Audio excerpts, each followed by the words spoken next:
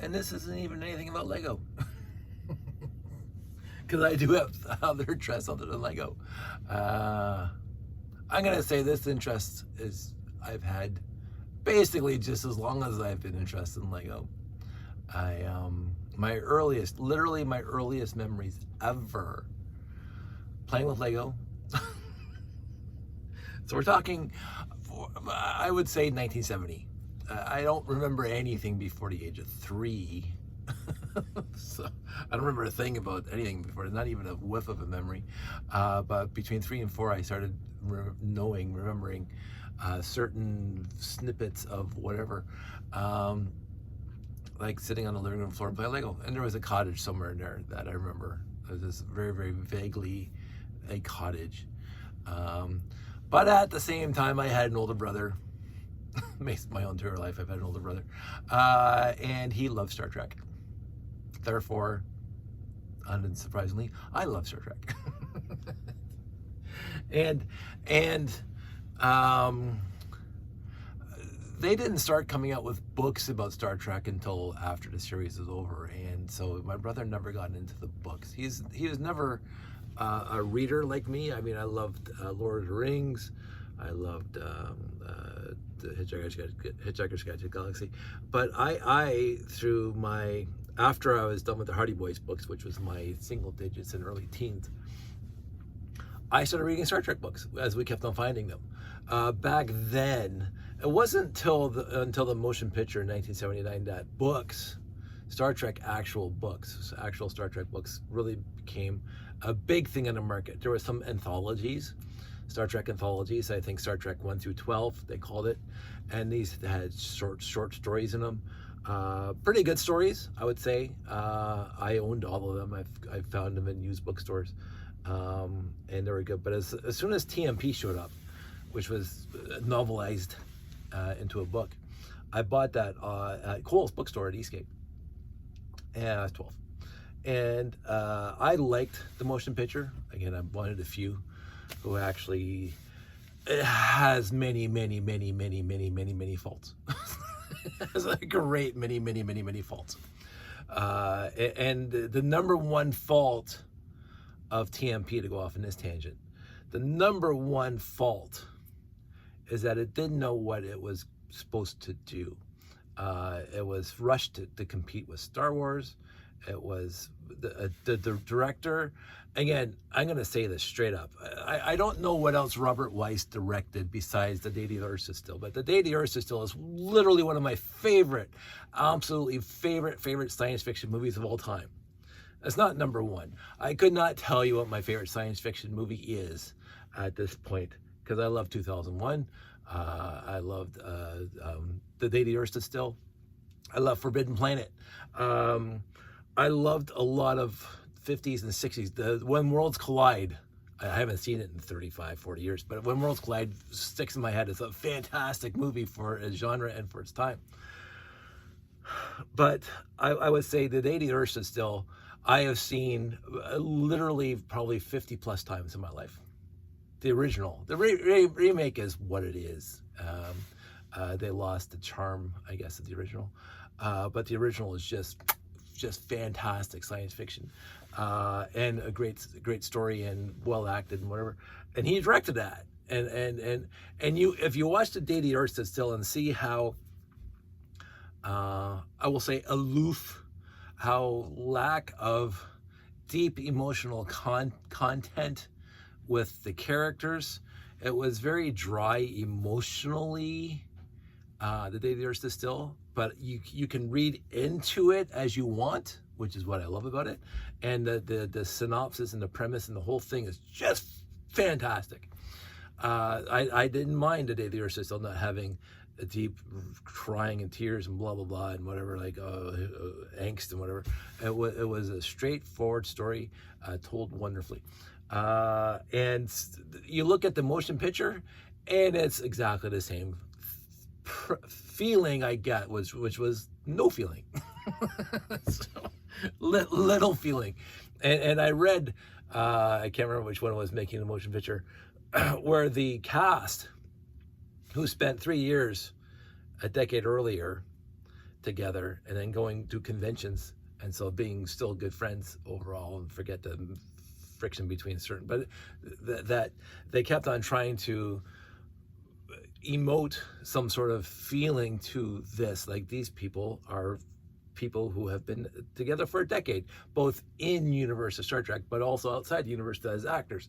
And Robert Wise kept on saying, no, this is not what the story is. We don't want that emotional or hearkening to the series. We don't want to even reference the series, basically. We don't want you guys to have emotional depth to your characters. This is a straightforward storytelling. And to me, that is the biggest fault of TMP, which they completely trounced on in The Wrath of Khan, which was exactly what the TMP should have been. And was Robert Wise the best director? No. For that movie, no. He had no clue what Star Trek was. He had no clue what the characters were. He had no clue the history, the environment, the in-universe Star Trek stuff. He just came in, directed, and left. Again, I still think he's a fantastic director. The Wrath of Khan, again, surprisingly to many, many fans, is not my favorite Star Trek movie. It is right up there, right next to my favorite Star Trek movie. But it's The Wrath of Khan, for me, in universe, in the context of Star Trek universe, The Wrath of Khan is part 2 of Space Seed. It's just the part 2 of an episode. It has little to do with the overall Star Trek universe. It's just like part 2 of one story of one episode that happened 25 years or whatever, 20 years earlier. And in and of itself, it's a fantastic episode. In and of itself, it's a fantastic, you sit there and you're on the edge of your seat. In and of itself, it's a fantastic, fantastic standalone story in the Star Trek universe. It's a standalone story. It has little to no repercussions in universe for the Federation, for Starfleet, for anything besides the people in the movie. Star Trek 6, if you want a quintessentially, and it has flaws, if you want a quintessentially perfect Star Trek movie that has everything to do with what Roddenberry, and having an argument, what Roddenberry wanted to convey with Star Trek itself, which was we can get along, and the Cold War, and blah, blah. Like the whole premise of the original series was to discuss people living today and what they're facing and what they're concerned with and blah, blah, and transpose it to the future universe so you can talk about it. The original series dealt with racism. The original series dealt with sexism. The original series dealt with the Vietnam War directly in one episode, Private Little War. Fantastic movie. A fantastic episode. It dealt with critical social, economic, issues, and took those issues that we are facing as humanity today and transposed them into like 200 years in the future and late in the 23rd century, and told the story there. And Roddenberry did it to get it past the censor board, because he was also, again, not to go into these stupid little tangents, he also had a TV show right before Star Trek called The Lieutenant, where he talked about racism and sexism and blah, blah, in the Army. And he was basically banned from talking about this stuff because it was like a direct analogy to what was going on in the world. But if you take it and put it in a future, in a fictional universe, you can talk about whatever you want. Like if you have not a Private Little War, oh, for crying out loud. It's amazing how episode names, which I used to know them all, just popped out of my head. Let That Be Your Last Battlefield. You watch it, it's campy and it's got some really hokey points to it, but it is racism. It's absolute racism. It's so bad or so good as a commentary, but he's black and the less of his place. So it's like, I love the episode as season 3, and most episodes are not lovable, but I love the episode. So Star Trek has been, in my world, personally, one of the best things that I've ever seen on television, and I love it through and through. So anyway, when TMP came out, the books came out, and then they started writing other books that took place in the Star Trek universe, whole novelizations of these characters doing stuff. Sometimes set in the original series timeline, sometimes set in TMP post refit timeline. And then there was a whole bunch of those books, which I bought. I would go over to Kohl's at Eastgate and buy everyone new. And I can't remember when at what point in the book franchise that the Next Generation was released, because they started releasing books and I started reading those books. I honestly will say I did not find those books nearly as compelling or as interesting to me as a Star Trek fan as the original series books, or original cast books, and I don't know why. They're written, some of them were written by the same authors that wrote the stories in the original universe. And then DS9 started writing their books, and then Voyager showed up, and there's books for those. I would have to say when DS9 showed up is when I stopped buying books. And I already had like 450 down here in the basement. I had like 500 Star Trek books in this basement. I kept on buying them. And then if I occasionally was at a garage sale or a used bookstore, because I'd always walk into used bookstores, I'd find a Star Trek book. Oh, I haven't read this one yet, and I'd bring it home. I got a few out there still that I've read through. But I read voraciously living in the Star Trek universe. So Star Trek,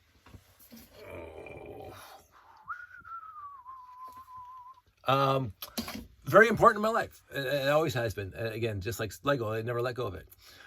Never wanted to, never needed to, never had the desire to. I appreciate it for what it is. And but anyway, fast forward in the real world to me living in this house and having this basement full of bookshelves. When I moved in and all my Star Trek books on there, Sandy came into my life. And she came with her stuff, and then Josh came into the world. We had to downsize. And I looked at the bookshelves full of tons of science fiction books like Asimov and Clark and blah, blah, blah, and fantasy books, Dragon Lances and Dragon Riders and all that stuff. I already read them all. Sometimes I read a few of them twice or more. But I thought, I am not going to read these things again. I am not going to read these things again. So all my Star Trek and science fiction books, overall, all of them, went to Valley Village. Boxes and boxes, about a half a dozen boxes, big boxes of books that I had acquired over the 3 or 4 decades I've been around. And so they all went to Valley Village, and they went hopefully to some good home to somebody who loves them. I still look in the book section at Valley Village, mostly in the history department, looking for books for my dad, like for Churchill and stuff. But overall, I will look into science fiction. And if I see one, and I got 3 or 4 out there that I grabbed that I know I haven't read yet in the Star Trek franchises, and I'm going to read them when I have time. So I still read the Star Trek novels, but I do not own them here. But in the time of that is purging these books, Swedish cleaning, I think they call it, downsizing. I kept a few, very, very few books, sets of books. I kept my Belgariad series by, what's his name? Eddings. I kept that because I read those a lot. I kept my Tolkien books because Lord of the Rings is extremely important to me. I kept my Starfleet technical manual from the original series because that's important to me. I have to go look in the bin and see what other books I kept, but I remember keeping the Starfleet technical manual. I had worked so hard to find that one in the first place, way back pre-internet, and it took me a long time to get that book, and so I kept it. But I had it in high school. It took me a long time searching and whatever. But one thing I did find, again, because I'd always been going to used bookstores since I was 12 and going to other places that may have old books and new books. I had found, start with this guy. Now, those of you in the know already know what this is. And again, it's a very, very small number of people who know this package. This is I won't say coveted, but it's a pretty coveted package. I found out other people who want to own this to this day. It's the one thing I did keep. I've had this thing since I was a teenager, and I got it used. when I was a teenager. It was first published in 1973, which I was only 6 at the time. So like basically 3 years after TNG, the original series was canceled. But there was such I'm going to say this. So Star Trek had such a following back in the early 70s of just the smartest people in their field ever across the board, medical and sciences and engineering and stuff like that. That somebody took it upon themselves, watching the series, all the 69 episodes, 79 episodes, and decided to come up with blueprints, the Star Trek blueprints. And I got this. I can't remember which grade I was in, like 11, grade 10 or 11, when I finally acquired this. And I happened to find it at I think it was at a garage sale. It was not in a used bookstore, or I might be getting something mixed up here. It may have been a used bookstore when I got these things. But it was pre-internet, pre-Value Village, pre-everything. And I'm going to say I will never get rid of these. And it is one of my things that I absolutely adore. And every once in a while I'll go in here and I'll say, look at that. Look at that. 1973, I was 6. And you can read down here, like all that stuff down here, all the little jargon. That was Franz Joseph designs, so drawn by. So, and this is pre-computer, so he did this by hand. Like, obviously, he was a draftsman or an architect or something that can do this kind of crap. But Roddenberry also signed off on this, by the way. And this is why I always come down to between the original Constitution class starship, which is this thing here, versus the refit and the motion picture as my personal favorite starship of all time. And it depends on time of day. It really does. Because I remember, Sandy remembers this, when I moved into this place, because I collected posters too, Star Trek posters. I had tons of posters, which all went to Value Village, but I had tons of posters, and one of them was 1701 refit with the cutaways, the three-dimensional 3D view of the Enterprise with a quarter of the saucer section, so you can see all the decks and the turbo lifts and the medical bays and all stuff, and the shuttle bays. And I think that thing came out between the motion picture and Star Trek 2. I picked that up, I don't know, Silver Snail probably down in Hamilton. I remember when Pete and I used to go to Toronto, and we would go to a poster shop on the East End, and I found the motion picture poster. It cost me $50 at the time in the poster shop. I had all 6 movie posters for Star Trek, the original 6 posters, and I had some cutaways, and I had some almost 6-foot tall posters of Kirk and Spock in the transporter that was hand painted, and that still picture of Kirk with that big huge phaser rifle that was taken as, I guess, a promo for the series. I had lots of posters. I'm a Star Trek geek. Now, all that stuff went to Value Village because I have a wife and I have a kid, and that's what you do. My dad sold his motorcycle for a baby buggy and a washing machine. I took all my stuff to Value Village just to get out of the house because we have room for a family. But I did keep a very, very few critical things.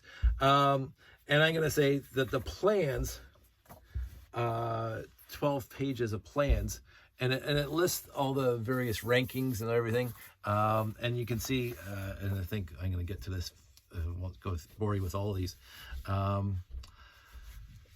Maybe this one, because this one's going to the, this is why the fore and aft diagrams of the Enterprise are just fantastic. This one, if I remember correctly, I think it's on this deck. It's been a while since I've looked at these. It'll be the top deck. Oh no, I've went one deck too low. So go to 6 of 12.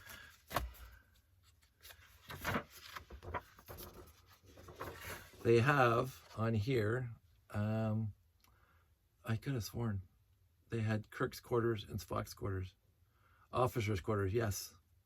So Oh man, it's been a long time since I looked at these things because I could have sworn. Um, what I did like, and if I can find it, is they did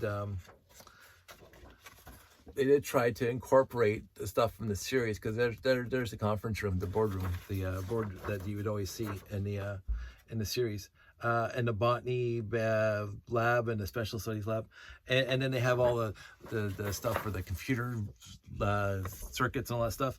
I just absolutely love this thing. So anyway, so I've had this thing since high school, basically. It was printed in the early 70s. I was at Valley Village, I think, within the last 2 years. And I saw it was almost exactly the same package like this thing came in, but it was for the Battlestar Galactica from the original series, 1978. And it had this thing. Basically, it was basically the same way of production. And I glanced at it, and they wanted $40 for it. And I was sorely tempted to get that one, because I love BSG, both versions, the original 1978 version, as well as the reboot with James Olmos. Fantastic. Katie Sackhoff, everybody was in it, was fantastic. I love the reboot. There were some deficiencies, but whatever, there always are. But overall, I was entertained for 4 seasons. And so I left it on the counter. I went home and I said, oh, I really want it. And I drove back and it was gone. So I missed out on that one. So anyway, I'm bringing this one up because I had to go dig this one up because I had it in a bin over there. And as I said, I'm never getting rid of it. So, and this one, I came into this one. It's a stupid one. This was a waste of time. This one is a complete waste of money. It just shows you all the consoles and what they do, all the buttons that Sulu and Chekhov and Scotty press. Going, it's a waste. This thing did not impress me at all. So again, I love the effort. I won't deny the effort and how they think in universe, how that console is going to work in the Enterprise. But this I just picked up this weekend, because we were at Valley Village again this weekend. And I said, well, this is interesting. Because again, I stopped buying stuff after the Next Generation.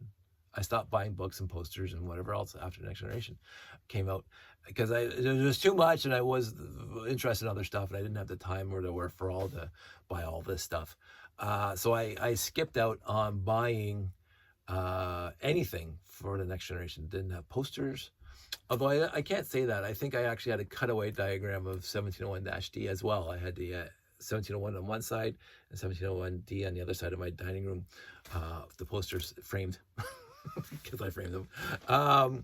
And they're nice. But again, that was one of the few things I bought for the Next Generation. I didn't hardly buy any of the books. But anyway, I saw this thing was $5.99, $5.99. I said, this thing has been happiness for me. I said, I've wasted $6 before. I am not above wasting $6 again. so I bought it. And I'm going to say, if you're in this genre of blueprints, what I appreciated of when I looked through these guys of the 1701-D is that they used a lot of stuff that was already on this original blueprints from 1973, and I appreciated that. I said, that's kind of neat that they have this homage built into these blueprints that were already in these blueprints. But anyway, and so there's 12 pages here in this one. There's 13 in this one. So, but we're going to go down to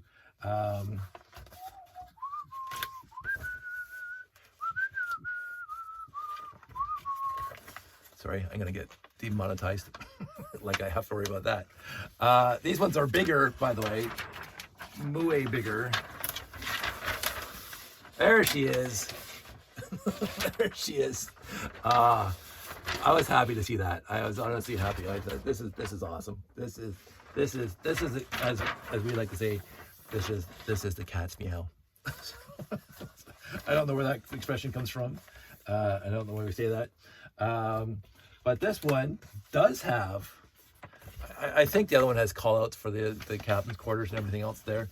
But this one definitely has, you can see Lieutenant LaForge quarters, Lieutenant Commander Data's quarters, Lieutenant Worf's quarters, and then on the next one, which I thought was cute. I want to make sure they're all folded nicely. And it looked like these things were never used. They didn't even look like they were ever opened. the case was open, but it doesn't look like these things were ever unfolded. So somebody probably got it for Christmas and thought it was great, and just I don't know when these things were published, but maybe it's not this one. No, it's not. It's on the.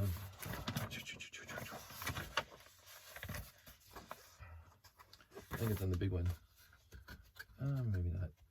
Anyway, one of them has where Captain Picard's quarters are, blah blah blah, and they have these little gizmos in here. If I can find one really quick, because I thought that guy was on the original blueprints too, for whatever it's supposed to do, and I thought that's just fantastic. And all the little things, all the little doodads and doohickeys that are supposed to do something in the universe, like power cells and whatever else is, storage, deuterium tanks and all that stuff, that they used the same stuff that they had on the original. Let's see if we get these things in order, because that's going to drive me nuts up to that. 4, 4, 3, 1, 2. So yeah, I bought that for $6. And I was not disappointed. It entertained me. So now I have all that. I have this guy too. I'm going to keep this guy. I just don't know what I'm going to do with him. But it's small enough to stay in one bin. I have one bin of my, I won't say coveted stuff, but one bin of the, like sonic screwdriver from Doctor Who. And as they say, this guy that a friend gave to me years ago, batteries are dead. I try not to, besides the Lego collection, which is not going to expand anymore, I do not have a lot of doodads and doohickeys and whatever in this house that is part of my interest, because my interests are in my head. My appreciation for Star Trek is in my head. I don't need a physical embodiment of my appreciation of Star Trek. Lego I need because I have to build stuff for shows. so I justify that. But I don't need 500 Star Trek books here to vindicate my appreciation of the show and the history thereof. And that's how, for me, I justify it. Now again, that's for me. And again, I know of people out there. I absolutely know of people, because I'm a fan, so I know of people that have uniforms in the closet. They have like Gorn masks. They have like all that stuff, all the accoutrements, and they work hard at collecting and displaying and whatever. And I love them for it. I think that is awesome. I really do. I really have. People can appreciate these things in the way they want to appreciate these things, and if appreciating these things means accumulating the physical properties thereof, 100% I'm on board with you doing that, and I'll help you. I took my stuff to Value Village. I didn't know anybody at that time that wanted it, because I'm the biggest Trekkie I know personally. So nobody else in my personal world would want what I had. So I went to Value Village, and hopefully it went to, just like this thing came to me, I'm hoping that all my stuff went to somebody who was a massively huge Star Trek fan that would appreciate what I put there, the posters and the books and all the other related paraphernalia that I had, because I don't need it here. I do not need it. Now, again, in a way, it comes exactly the same down to money, time, and space. Money was irrelevant because I already owned it. So money is irrelevant. Acquiring more, I just wasn't interested. Time and space, and mostly space. Time as well. Like me acquiring physical embodiments of the TV show that I absolutely adore became more of a hindrance for me close to the end, because there is so much out there for Star Trek. There's a whole franchise of stuff you can get for the anything, and you can devote a lot of time and resources to that. And I just want to watch the show. I love to talk about the show. I can talk about the pros and cons of various series. DS9 being not my favorite. And a lot of people say, like, let's talk about that, and I do. I have my own justifications, and again, people have their justifications as to why DS9 is the best series, and I love them for it. They can absolutely hold that opinion.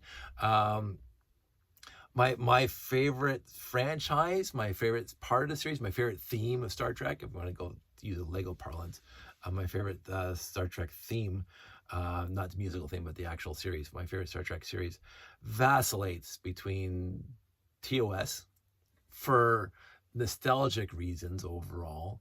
That's the only reason why it is ranked flipping between 1 and 2, and TNG. Hey, oh sorry, I forgot to bring those down. So thank you, honey. So depends on the time of day and what I'm watching. TOS has some brilliantly awesome episodes, like really for 1960s, really beautiful episodes. And TNG, minus the first 2 seasons, and although Measure of a Man is in season 2, and if you ever want to see quintessential what I think is Roddenberry's vision of TNG or a Star Trek universe, is the courtroom scene with Data. Like, this is why we are here, and there it sits. The discovery of what can be and what should be. And so the Measure of Man is my top favorite episodes of all time. And it's in season 2. So there are some deficiencies in that episode because they haven't caught their footing as yet. But the structure of the entire Star Trek franchise is measured in the Measure of a Man. Yeah, so it vacillates between TOS and TNG. For me, and only for me, I do, and this is, I can defend it for me, but I can understand why people don't believe it or don't want this to be true.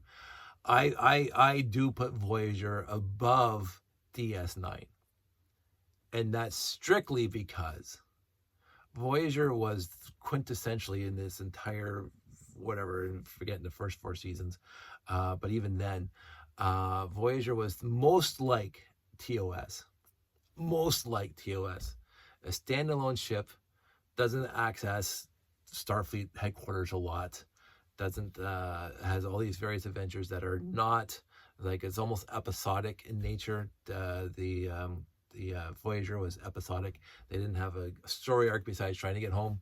There was a few times that they referenced previous episodes, but it didn't happen too often. You didn't have to watch the previous episode to know what's happening in this episode. It was both a plus and a minus, because I was really hoping for like a BSG reboot where whatever happens in one episode has repercussions in subsequent episodes. They really focused on that. And but for me, in the end, Voyager was really good Star Trek, taking on various thematic issues of present day and bringing them into the future and talking about the Voyager. DS9 was a soap opera, straight up, and it was a continuation of a soap opera where you built on the previous stories and blah blah blah. My problem, and I've always said it without any ambiguity, there was already a TV show, a science fiction TV show that took place on a space station that was far better. The storyline was far better thought out. Now again, the Cardassian War, Dominion War, was a good thing for the Star Trek universe, because you never had that kind of conflict like you had the Klingon War, which happened never on screen. You had the Romulan War, which happened never on screen. You had all this stuff that historically happened in TOS days, the Romulan War, the Klingon War, that you never got to see. And even in TNG, like, there wasn't too many things that, besides the Borg, that continued on. Whatever happened in one episode had no bearing on the rest of the season. Even the warp drive ruining space was talked about in one episode, basically in one episode only, never talked about again. Whereas DS9, what happened in one episode had repercussions in future episodes, which I didn't mind, but Babylon 5 was doing it better. The other flip side is overall the acting was better in the Star Trek side than on Babylon. I sometimes felt like people were calling in their lines on Babylon 5. No disparagement of the actors. I loved Jakar. I loved Londo. Delen's my favorite character in any science fiction ever. I loved, but I felt more in universe watching Babylon 5 than I did in DS9. I think DS9, if it wasn't Star Trek, I would have loved it, but it was Star Trek. It didn't come across as Star Trek. It took place in the Star Trek universe, and that's fine. I like stories that take place in the Star Trek universe that really don't move Star Trek along. I think the saving grace for DS9 and the Dominion War is that you finally got to see a war in the Star Trek universe on the screen, because you never got to see that before, because all the other wars that happened was just referenced in history. So anyway, I did like Voyager better than DS9. Now, whether that's true today, if I were to sit down and watch DS9 all 7 seasons and watch Voyager all 7 seasons, I'd probably change my mind now, but I haven't done that yet. I have not done that. I have seen every episode of TNG multiple times. TOS I've seen dozens of times, every episode, because that's all that was on TV back when I was growing up. Voyager, I've seen this series at least 3 times all the way through. DS9, I've only seen every episode once. There's a few episodes I've caught twice or 3 times because they're on TV and I just happen to be watching.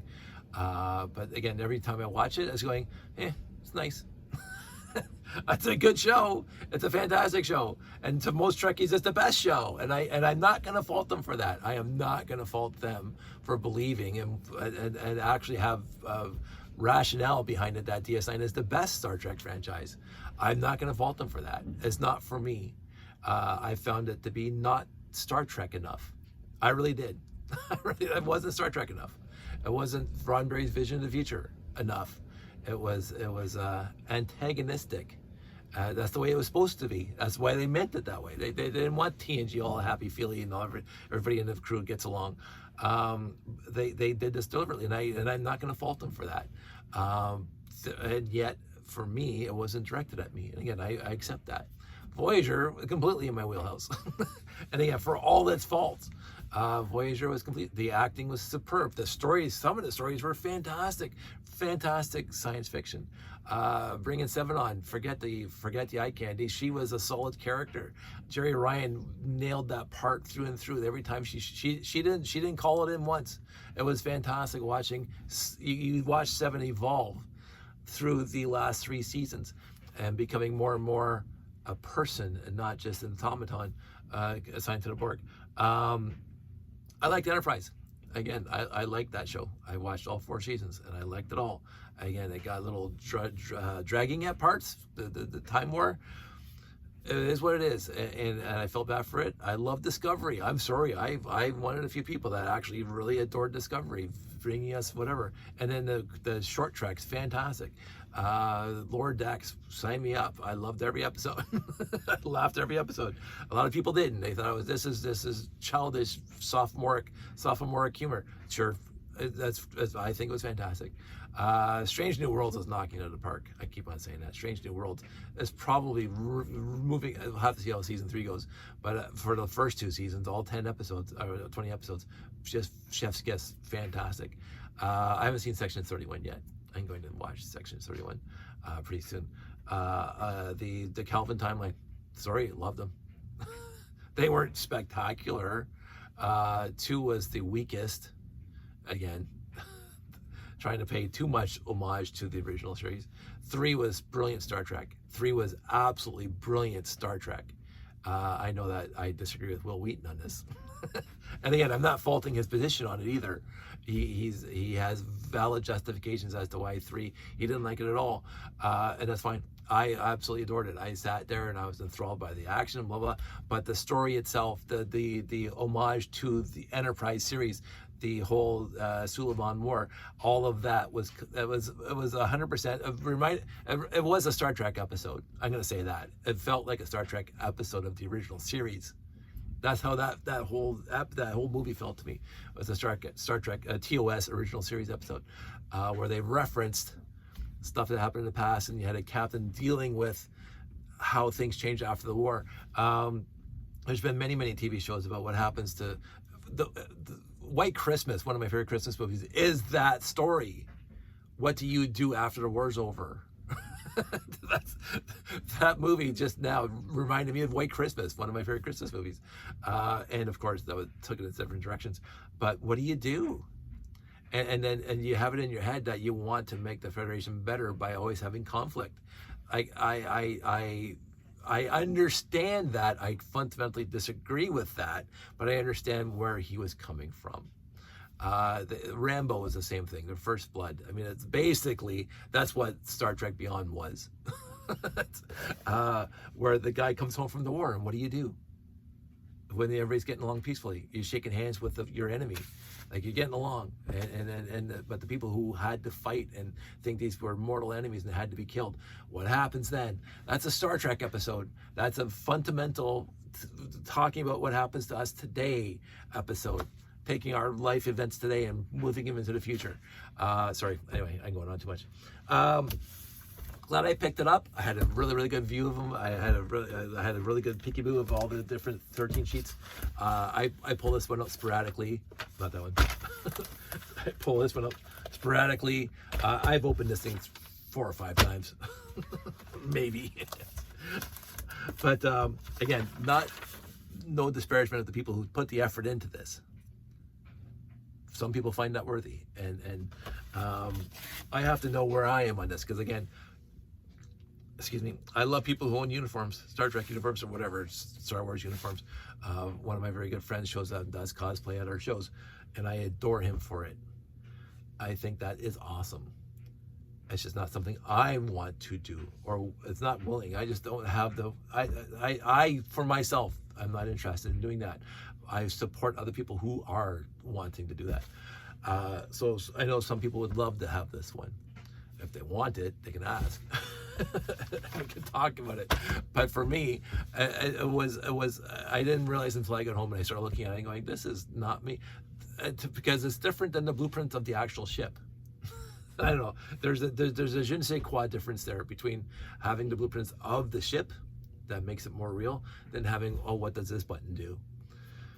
That's just me. Anyway, that's it. That's all. I'm going to move this out of the way because it's not a Lego movie. Lego talk. Anyway, so I'm going to do more stuff. So everybody out there, stay safe, take care, and I will talk to you soon.